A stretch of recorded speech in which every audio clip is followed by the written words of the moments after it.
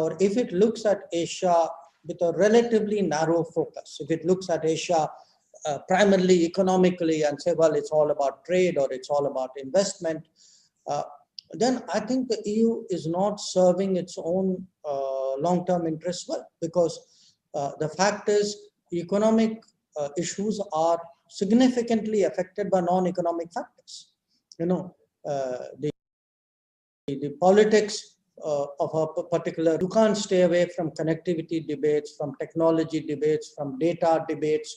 All these are part of what is going to make our future world.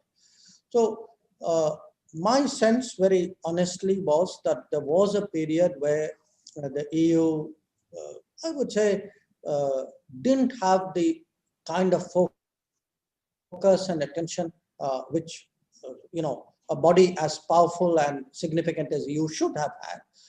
But I do think that I see in the last year and a half, much more of that. You know, I've seen, for example, Indo-Pacific policy from, I mean, first of all, I saw an EU-India policy, which I welcomed very much.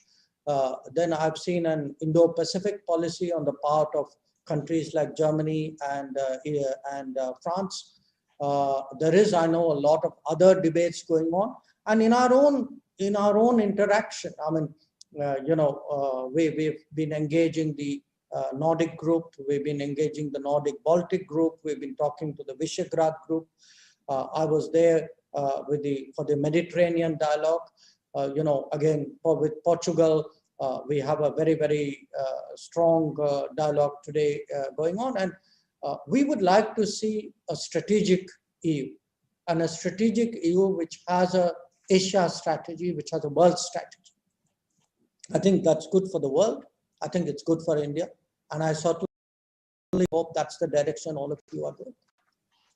I think if I were to respond, I think we as Europeans would also like to see a strategic EU, but we often miss it, or we know, let's say, that our member states do not manage to find a coherent view to have a strategic EU. But at least on one thing we see that there is no progress.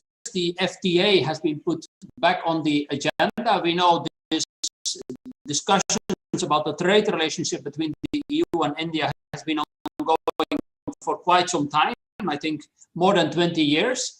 And then it broke down somewhere earlier, I mean, 5, 7, 8 years ago. We now see it back on the agenda. What do you expect also in the context of these, I mean, focus of the EU now on sustainability, on environmental, so yeah, also other many things. What do you expect now to happen? Let's say, will we make progress in an FTA between the EU and India? Or will the EU put the conditions far too high for you? Well, let me, you know, first of all, let me be clear. I'm the foreign minister. I'm not the trade minister. So there are some things I know. There are many things I don't know. And there are many, and I generally don't comment about things I don't know. I think where the FTA is concerned, yes, there were negotiations. My recollection was till 2013. This was not our government, it was the government before us. But whatever it was India, and it didn't work out. But after our government came to power, we have spoken repeatedly about the need to resume negotiations. I think in the last 5 years, the EU very frankly was preoccupied with many of the other negotiations which it had already entered into, which were much more advanced. When I was in Brussels last, which was in March, right?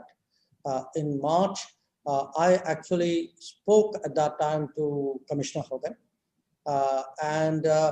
I said, look, I was conveying from my trade minister interest in resuming negotiations. We want a fair and balanced FTA. Obviously, what is fair and balanced itself is the subject of negotiation. I recognize that an FTA with